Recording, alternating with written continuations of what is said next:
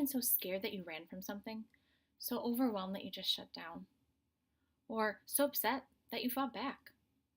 Fight, flight, or freeze are three words that can keep us safe and also get us in trouble. Unfortunately for children, their fight, flight, or freeze alarm system may be wired a little differently and may look like misbehavior.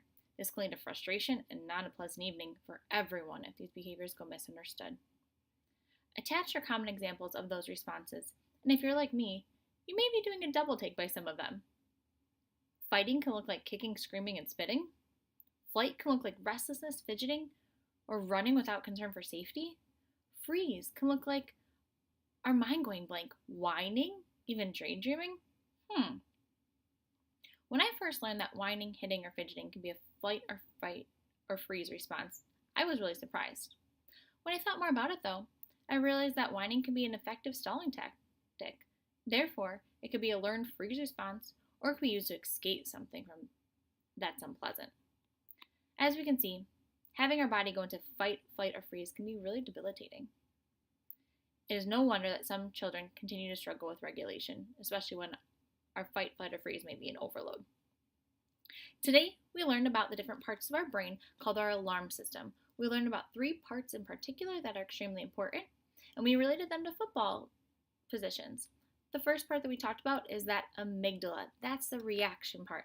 It's our blocker. That's the controller of the fight, flight, and freeze. The second area that we looked at was our hippocampus. It's like the coach for memories, and the quarterback is the prefrontal cortex that makes those good decisions. Going back to the amygdala, that is the reaction part of the brain, and it is designed to recognize danger and prepare our body to react. When it's working properly, it should send the signals only when there's real danger present. Yet for some kids, the system is faulty and transmits false alarms, sending them into full-blown fight, flight, or freeze mode. We share these parts of the brain with your children to help empower them with knowledge and to enable them to talk about the responses and better understand themselves. This also gives them more of a scientific reason for why they respond the way they do instead of just feeling they are bad or out of control. Our tryouts for this week, tryouts are not homework, it's something to decide to work with your family.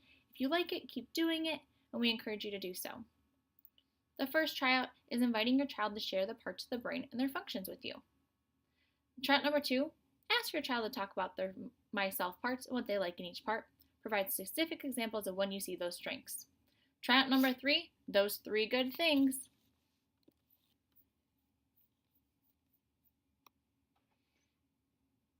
Next session, we'll talk about things they notice in their bodies right before the flight, fight, or freeze response kicks in, like their heart beating fast, a funny feeling in their stomach, tightness in their chest, or their face getting hot.